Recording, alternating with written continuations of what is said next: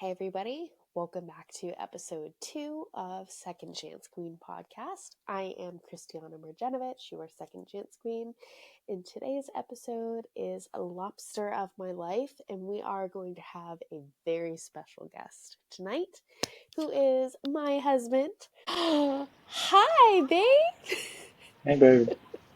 So, welcome to the Second Chance Queen podcast. It feels incredibly odd to say that from across the house. But I'm so honored to have you as my very first guest. We are on episode 2, and our episode is Lobster of My Life. So, welcome to episode 2. For this episode, I would love to kind of run down our story, share our story, because we have a whopper of a story for everybody. I think we should tell everybody how we met and kind of go from there. There's probably going to be so many questions about this. In the first episode, I did detail out a little bit about how we met, but I haven't gone into detail. So we're going to go back to 2021, a very late night, like 11 o'clock, where we were both laying in bed.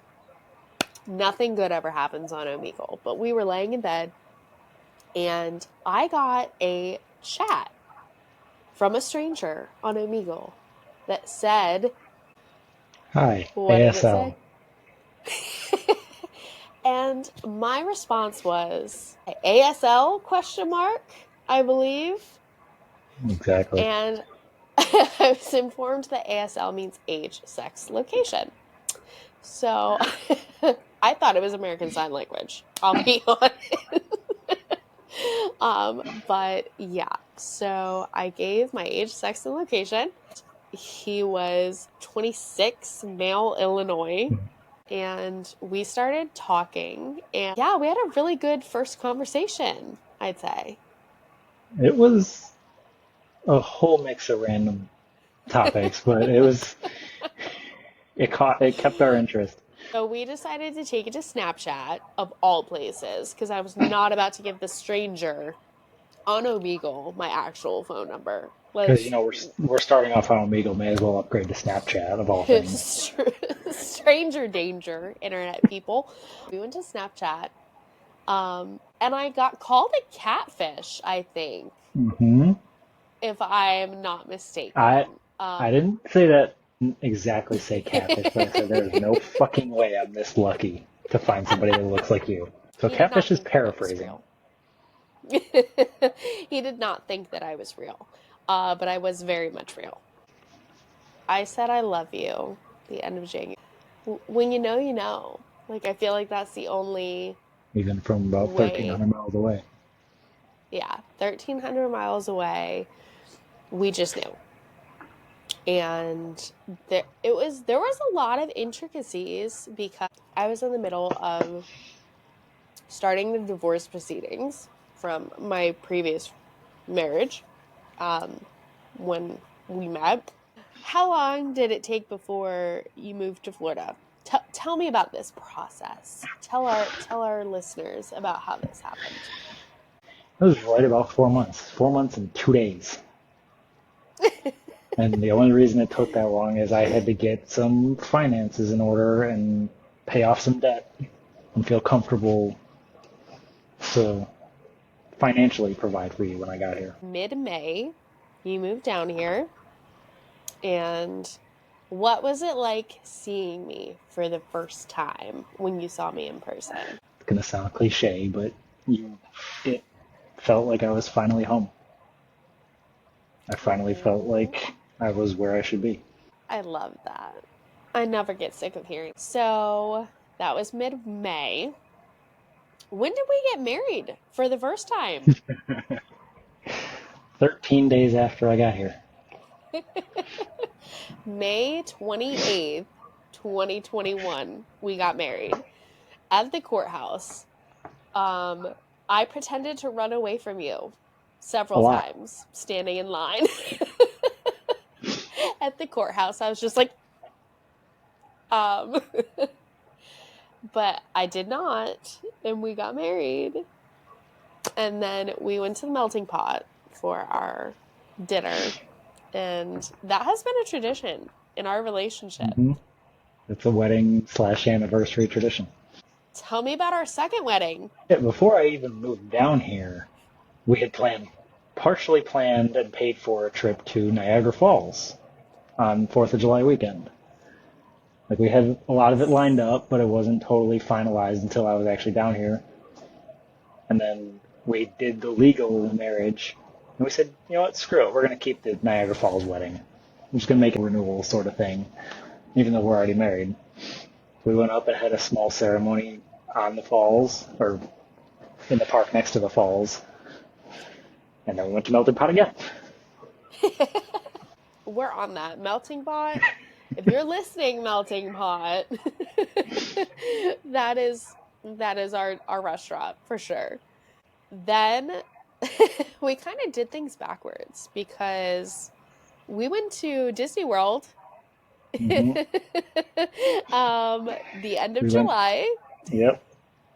And I did an official proposal because I knew a Disney proposal was always your dream growing up.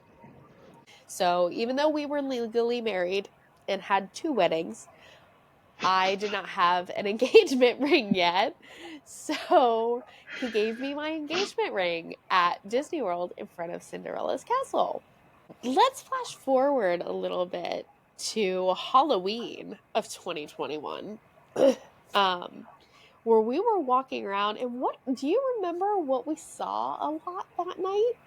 There were a Every, lot of babies everywhere. hmm. Okay, everywhere. And hang on, Um, hold that thought. Do you remember what our first costume was? we were Charity and P.T. Barnum from A Million Dreams scene of The Greatest Showman. My first couple's costume ever.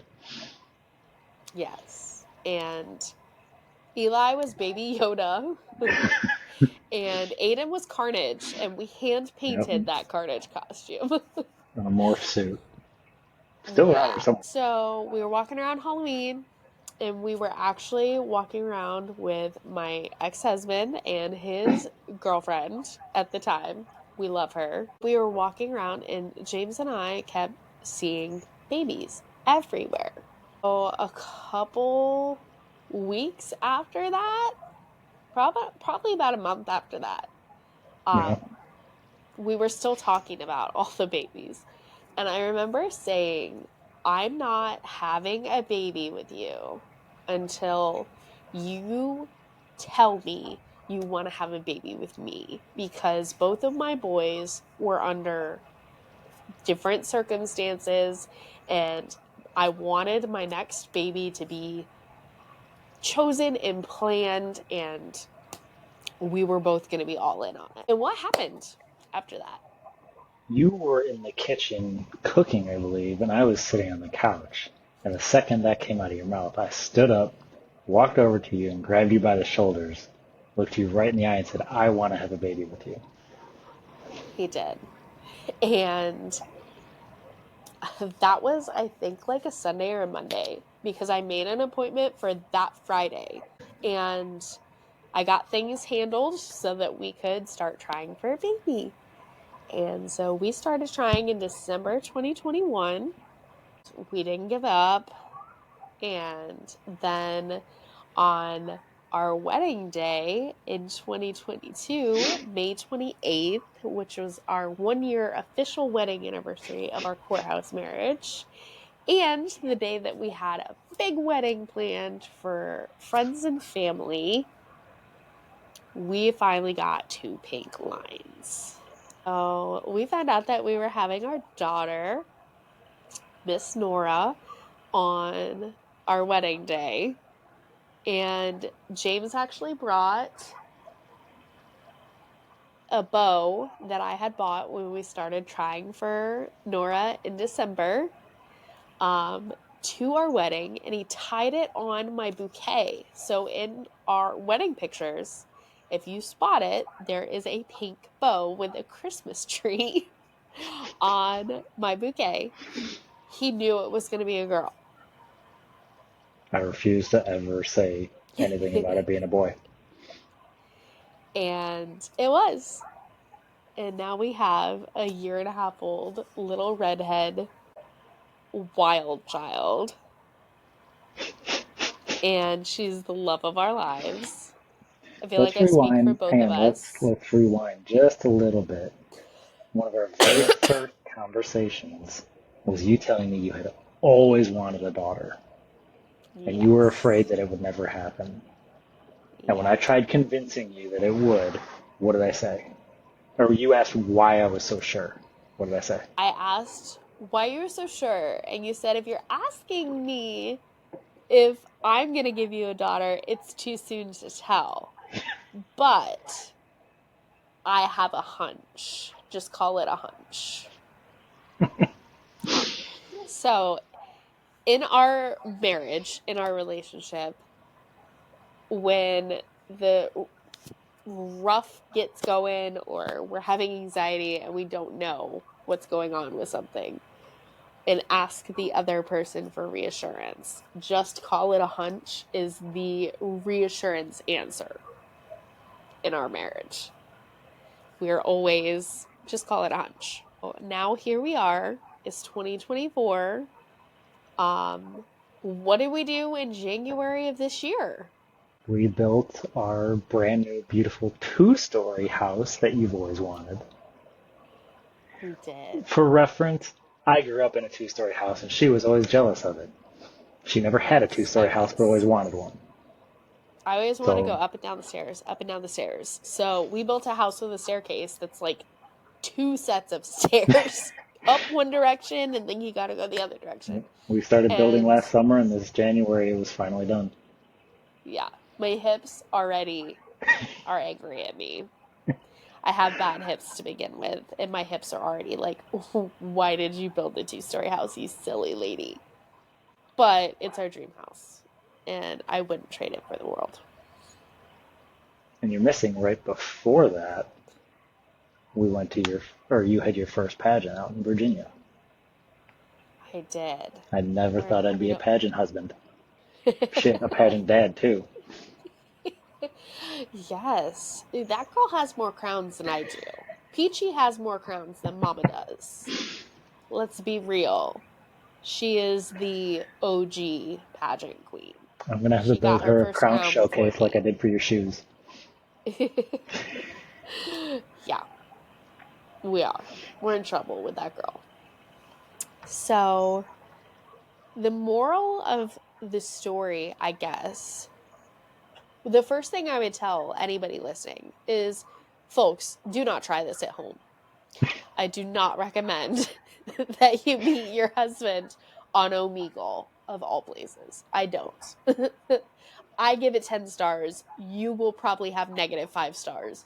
Do not recommend. Don't try. The second thing I would say is don't do it like fresh off the tails of a divorce, because that has had its own set of obstacles, I think, for us as a couple. A little bit. Because Kristianna wants to be Miss Independent sometimes. She had 10 years of not making decisions for herself. And so now the devil on her shoulder likes to take control sometimes and drive. Um But at the same time, I let you take the reins, and I don't stop you from doing anything. no, he doesn't. My husband is an enabler. If it can be enabled, he is Yeah, enabling. she's not wrong. um it works. So my first thing is don't meet your spouse on Omegle. My second thing is if you are leaving an abusive relationship, take time for yourself.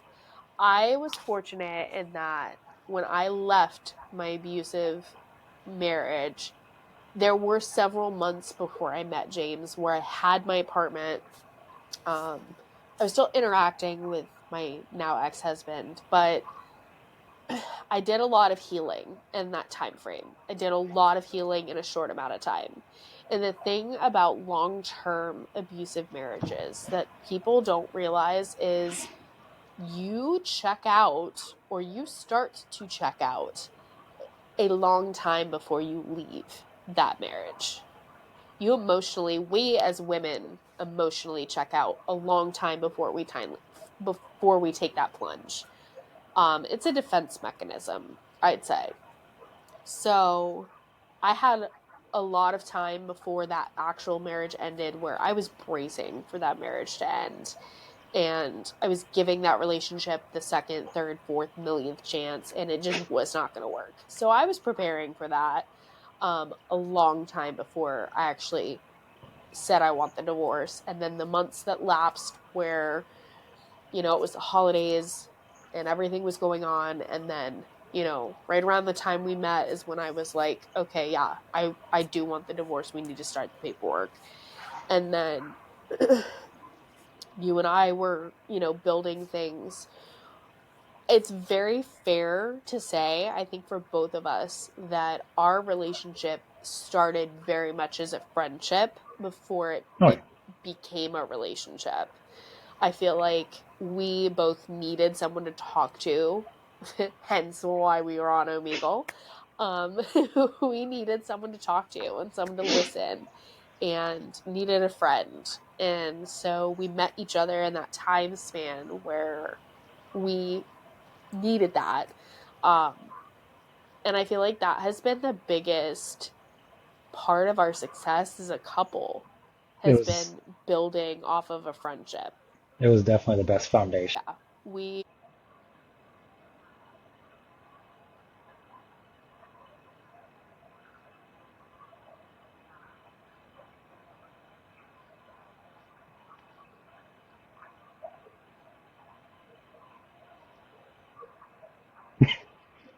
Yeah.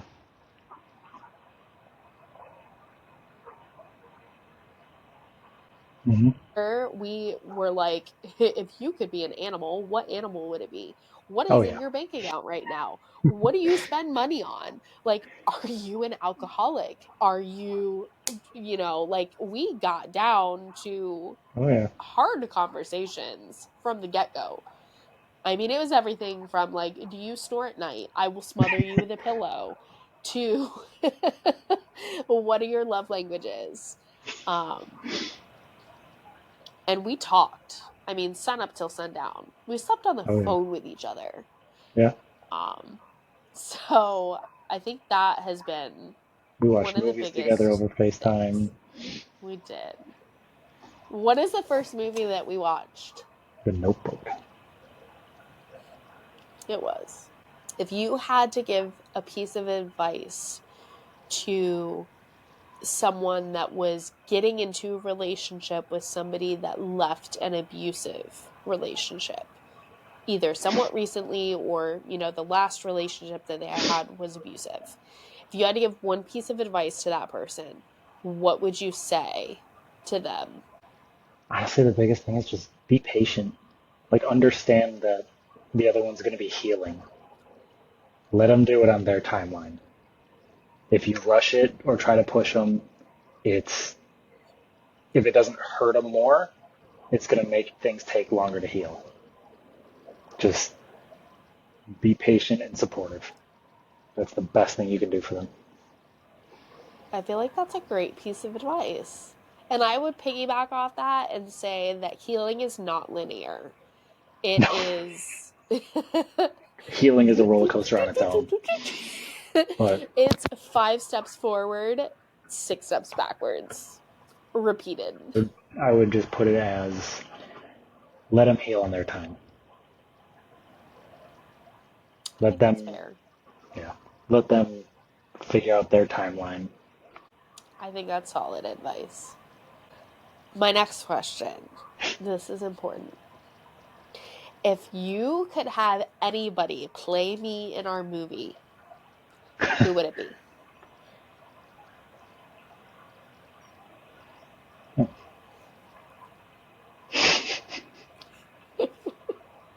I don't know. That's a hard one. Blake Lively. I was thinking it, but almost didn't want to say it. Blake Lively she would have to gain a few pounds though to play me. Blake. Blake, girl, you would look stunning fluffy, and I think you would make an amazing me because Ryan Reynolds will still love you. Ryan Reynolds, you have the personality of Deadpool and Ryan Reynolds, who are one and the same. So I feel like we could be played by Blake Lively and Ryan Reynolds. Dynamics about the same. If you combine, like, you can't even say The Notebook with us because The Notebook is very, like, on and off, like, toxic love. Like, they fight a lot, and we don't fight. Um, if you could combine a really romantic movie with a couple that roasts each other, like, 24/7, like, we roast each other all the time. Like, there are 5 love languages. The 6th one is roasting my husband and being roasted by my husband. And we love all of those There's love words of languages. affirmation, and then there's us. There's words of affirmation with a little spice. And I feel like that's us. um, yeah. So I feel like Blake Lively and Ryan Reynolds could do that. Or Blake Lively and, like, Jensen Ackles. I'd probably have to lean more towards that. You give me Jensen Ackles vibes, and I'm not disappointed by that. But yeah, that's our story in a nutshell. And I would say to anybody out there, if you're still looking for your partner, number 1, don't settle. And number 2, find someone that is your best friend before your spouse. Because I feel like our marriage would not work nearly as well as it does if we weren't best friends. Like, best friends. I would Like, absolutely agree with that. Like, if definitely try and start off on a friendship level. Don't jump directly into romance. no, not even friendship. Best friends. Like, when I tell you this man is my best friend, like, he knows things about me nobody should know about me. That's a But two-way we keep it street, but I interesting. also finish your thoughts a lot. You'll be mid-sentence Yeah, and I'll finish it. it's creepy. It's very creepy. We have, like, telepathy. We're odd. We're very. I feel like I could probably do this podcast every day with him, and Yeah. we would never run out of things to talk about. Like, when we hang up this podcast, when we're done with this podcast, I'm gonna walk to our bedroom. I'm in my office currently. I'm gonna walk to my bedroom where he is, and we're gonna keep talking until he has to go to bed very soon for work in the morning. Yeah. I only got 5 hours We're till gonna I gotta keep get up. talking. Post-production's going to have to wait. Anyway, thank you for coming on the Second Chance Queen podcast. Is there anything else that you would like to add, darling? Just trust your gut. If you think they're the person, you probably are. They're definitely your person. And I would say, to end things on a positive note, don't ever settle and don't think that you're asking for too much from somebody. If you're asking too much, you're just asking the wrong person. Because this man, he thinks I walk on water. He has me on this pedestal. And I swear, guys, I'm not perfect. But if you ask him, he will lie through his teeth and tell you that I'm the most perfect human being out there. I'm not. I'm flawed. But don't ask him because he won't find any flaws for you. I'll tell you. But he is the type of person that will, if I can give 5%, he will give 105 to add to my 5, and is everything that I ever dreamed of in a partner and more. I'm trying not to make you cry on this podcast. But they are out there. They're out there, and find your best friend. Good. Thank you for having me on here. I'll come on any time to entertain them.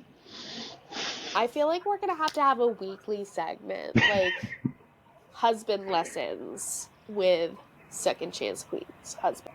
We need to find like a cool name, but you can give husband classes. I trust you with that. You trust me too much with other people. I do. You did awesome. Thank you for censoring yourself today. Thank you for coming on, darling. I love you. And this is Second Chance Queen, your Second Chance Queen, Kristianna Mrjenovic, signing off of episode 2. So stay tuned for episode 3, where we will be starting to, I think, brew some tea. So stay tuned, because I think we're going to have a tea party.